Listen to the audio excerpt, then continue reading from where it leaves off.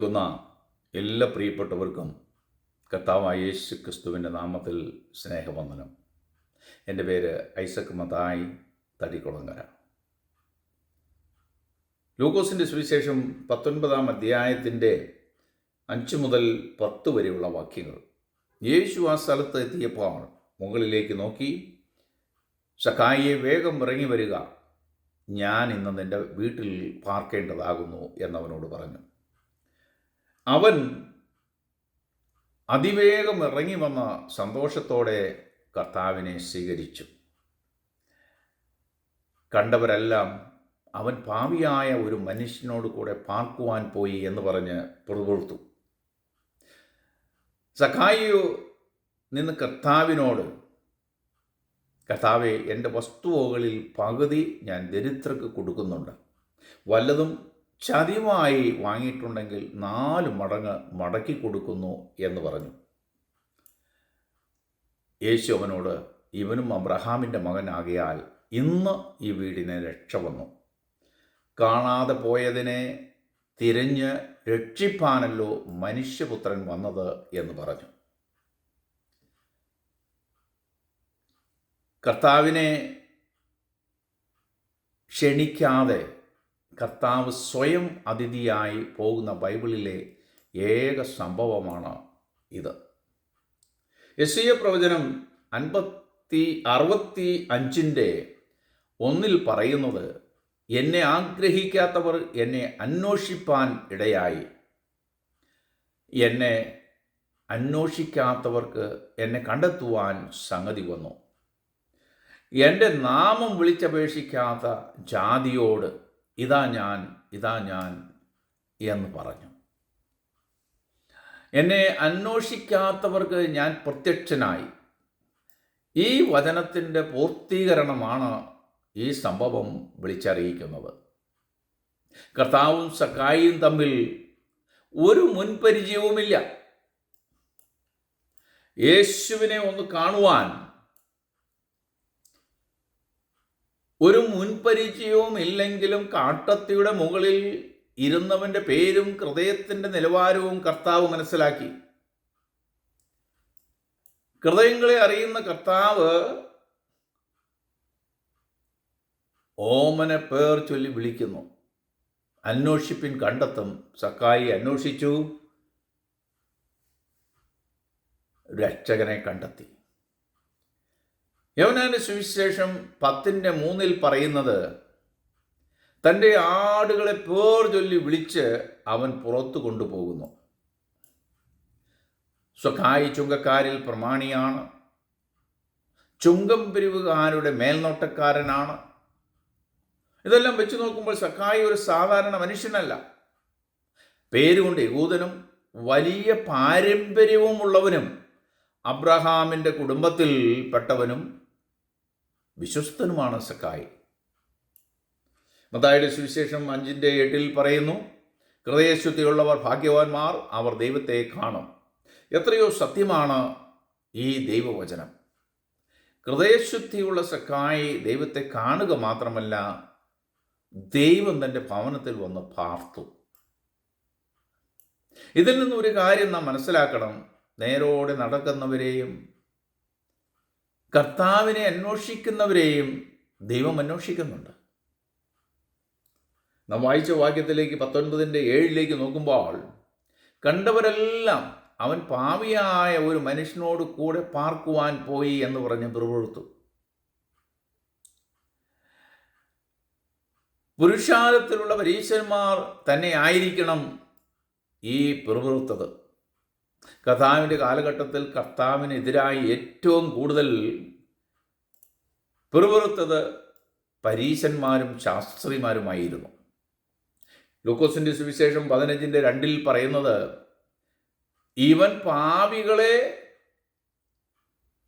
കൈക്കൊണ്ട് അവരോടൊപ്പം ഭക്ഷിക്കുന്നു എന്ന് പരീശന്മാരും ശാസ്ത്രിമാരും പറഞ്ഞ് പിറുപിറുത്തു. 5:30 പറയുന്നത്, ലൂക്കോസിൻ്റെ സുവിശേഷം, പരീശന്മാരും അവരുടെ ശാസ്ത്രിമാരും അവൻ്റെ ശിഷ്യന്മാരോടും നിങ്ങൾ ചുങ്കക്കാരോടും പാവികളോടും കൂടെ തിന്നു കുടിക്കുന്നത് എന്ത് എന്ന് പറഞ്ഞ് പിറുപിറുത്തു. സക്കായിയും കർത്താവും സക്കായിയുടെ ഭവനത്തിലേക്ക് പോകുമ്പോൾ ഒരുപക്ഷെ കർത്താവിനെ അനുഗമിച്ചിരുന്ന പുരുഷാരവും തുടർന്ന് കർത്താവിനെ അനുഗമിച്ച് കാണണം സക്കായിയുടെ ഭവനം വരെയും. അവരും സക്കായിയുടെ ഭവനത്തിൽ എത്തിയപ്പോൾ കർത്താവ് ജീവന്റെ വചനങ്ങൾ ആ ഭവനത്തിൽ നിന്നുകൊണ്ട് പ്രസ്താവിച്ച് കാണണം. ഇത് സക്കായിയുടെ ജീവിതത്തിൽ ഒരു വലിയ വിടുതലായി കാണണം. ലൂക്കോസിന്റെ സുവിശേഷം 19:8 പറയുന്നത് ശ്രദ്ധിക്കുക. എന്നാൽ സക്കായി അവിടെ നിന്ന് കർത്താവിനോട്, കർത്താവേ, എൻ്റെ വസ്തുവകളിൽ പകുതി ഞാൻ ദരിദ്രർക്ക് കൊടുക്കുന്നു. എന്തെങ്കിലും ചതിവായി വാങ്ങിയിട്ടുണ്ടെങ്കിൽ 4 മടങ്ങ് മടക്കി കൊടുക്കുന്നു. ദൈവവചനം മായം ചേർക്കാതെ ഒരുവന്റെ ഹൃദയത്തിൽ ചെന്നപ്പോൾ അവൻ്റെ ഹൃദയത്തിന് കുത്തുകൊണ്ടു. സക്കായിക്ക് $100 ഉണ്ടെന്ന് ചിന്തിക്കുക. $50 ദരിദ്രർക്ക് പോയി. $10 ചതിവായി വാങ്ങിയിട്ടുണ്ടെന്ന് നാം ജസ്റ്റ് ചിന്തിക്കുക. $10 4 മടങ്ങ് $40 പോയി. ബാക്കി $10 കൊണ്ട് സക്കായി ജീവിക്കണം. മാനസാന്തരപ്പെട്ടവൻ്റെ രൂപാന്തരം നാം നോക്കുക. സക്കായിക്ക് വന്ന മാറ്റം, സക്കായിക്ക് വന്ന മാനസാന്തരം. സക്കായിക്ക് ഇപ്പോൾ വലുത് സ്വത്തല്ല, പ്രതാപമല്ല, ജോലിയല്ല, പൊസിഷനല്ല, കർത്താവായ യേശു ക്രിസ്തുവാണ്. സ്തോത്രം. തൻ്റെ ഭവനത്തിൽ ദൈവപുത്രൻ വന്നതിൻ്റെ സന്തോഷം, തൻ്റെ ഭവനത്തിൽ തൻ്റെ രക്ഷകൻ വന്നതിൻ്റെ സന്തോഷം. നോക്കുക, സക്കായിൽ വന്ന മാറ്റം, സക്കായിക്ക് ലഭിച്ച രക്ഷ. എന്നെ കേൾക്കുന്ന പ്രിയപ്പെട്ടവർക്ക് ഇതുപോലൊരു അനുഭവം ഉണ്ടാകട്ടെ എന്ന് ഞാൻ പ്രാർത്ഥിക്കുന്നു. ഇതുപോലൊരു രക്ഷ കർത്താവിൽ നിന്ന് കൈവരട്ടെ എന്ന് ഞാൻ പ്രാർത്ഥിക്കുന്നു.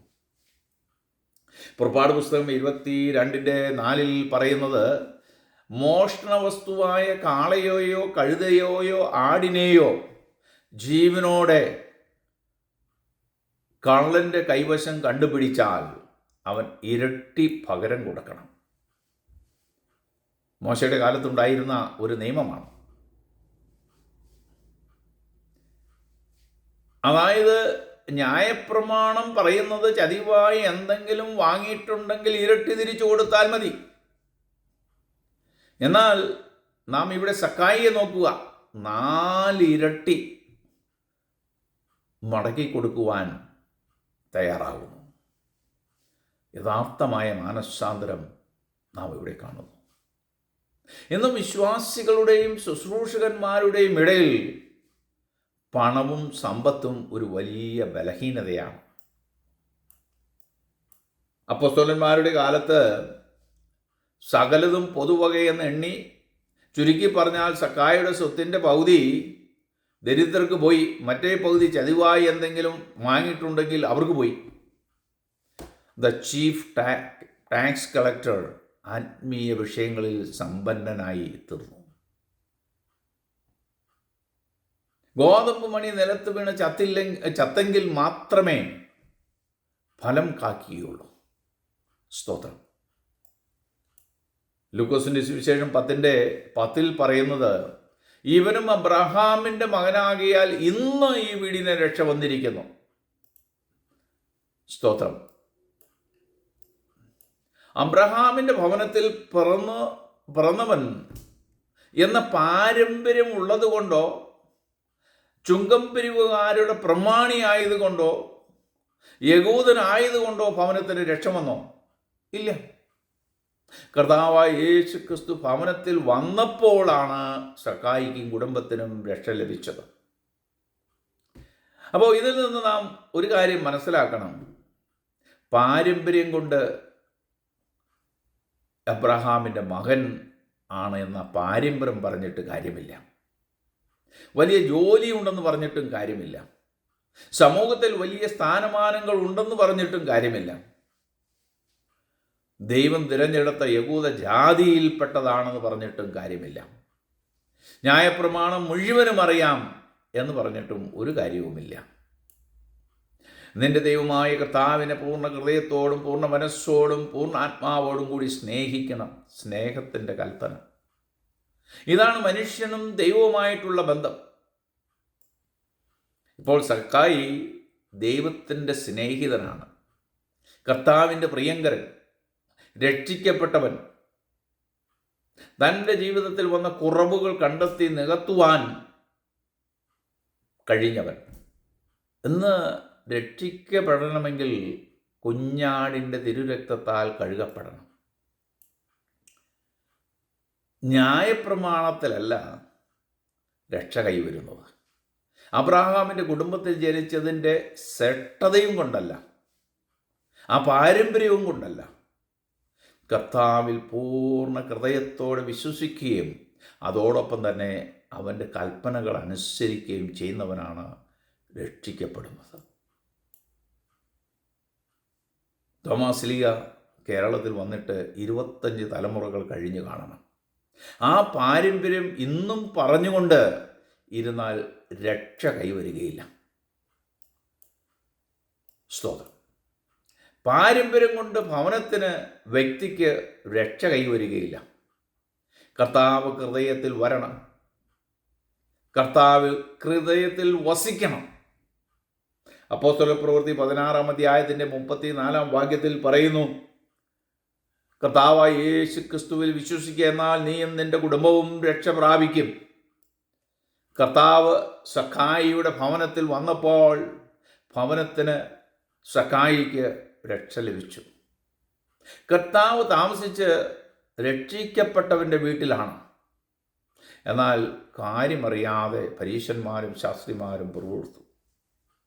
അവൻ പാവികളുടെയും ചുങ്കക്കാരുടെയും വീട്ടിൽ പാർക്കുവാൻ പോയി എന്ന് പറഞ്ഞു. ക്രിസ്തീയ കുടുംബത്തിൽ ജനിച്ചതുകൊണ്ടോ, അപ്പോസ്തലന്മാരുടെ പേരിട്ടതുകൊണ്ടോ, സെൻട്രൽ പാസ്റ്ററിൻ്റെ ഭവനത്തിൽ ജനിച്ചതുകൊണ്ടോ ഭവനത്തിന്, വ്യക്തികൾക്ക് രക്ഷ ലഭിക്കുകയില്ല. കർത്താവായ യേശു ക്രിസ്തുവിൻ്റെ രക്തത്താൽ വീണ്ടെടുത്തെങ്കിൽ മാത്രമേ രക്ഷ കൈവരികയുള്ളൂ. വായിച്ച വാക്യത്തിലേക്ക് വീണ്ടും ഞാൻ വായിക്കുന്നു. ലൂക്കോസിൻ്റെ സുവിശേഷം 19:10. കാണാതെ പോയതിനെ അന്വേഷിക്കുവാനും രക്ഷിക്കുവാനുമാണല്ലോ മനുഷ്യപുത്രൻ വന്നത്. ഈ വാക്യം സുവിശേഷത്തിൻ്റെ താക്കോൽ വാക്യമാണ്. കർത്താവ് വന്നതിൻ്റെ ഉദ്ദേശം ഇവിടെ വിളിച്ചറിയിക്കുകയാണ്. കാണാതെ പോയതിനെ അന്വേഷിക്കുവാനും രക്ഷിക്കുവാനും. 1 തിമോത്തി 1:15 പറയുന്നു, യേശു ക്രിസ്തു പാപികളെ രക്ഷിക്കുവാൻ ലോകത്തിലേക്ക് വന്നു എന്നുള്ള വചനം വിശ്വാസവും പൂർണ്ണമായി അംഗീകരിക്കുവാൻ യോഗ്യവുമാകുന്നു എന്ന്. കർത്താവ് കഴിഞ്ഞാൽ ലോകം കണ്ടതിൽ ഏറ്റവും കൂടുതൽ സുവിശേഷം അറിയിച്ചത്, ഏറ്റവും വലിയ സുവിശേഷകൻ അപ്പോസ്തലനായ പൗലോസായിരുന്നു. ആ കാലഘട്ടത്തിലെ ഏറ്റവും ഉന്നത വിദ്യാഭ്യാസവും സമ്പത്തും സ്ഥാനവും മാനവും അധികാരവും പത്രാസും പദവിയും പാരമ്പര്യവും ഉള്ളവനായിരുന്നു അപ്പോസ്തലനായ പൗലോസ്. എന്നാൽ കർത്താവിനാൽ പിടിക്കപ്പെട്ടപ്പോൾ പറയുകയാണ്, ആ പാപികളിൽ ഒന്നാമൻ ഞാനത്രേ. എത്ര പേർക്ക് ഇങ്ങനെ പറയുവാൻ കഴിയും? ഇങ്ങനെ പറയുന്നവരെയും അക്സെപ്റ്റ് ചെയ്യുന്നവരെയുമാണ് ദൈവം അനുഗ്രഹിക്കുന്നത്. തൻ്റെ ലംഘനങ്ങളെ, പാപങ്ങളെ മറയ്ക്കുന്നവന് ശുഭം വരികയില്ല. ഏറ്റുപറഞ്ഞ് ഉപേക്ഷിക്കുന്നവന് കരുണ ലഭിക്കും. പാപങ്ങൾ ഏറ്റുപറഞ്ഞ് ഉപേക്ഷിക്കുക.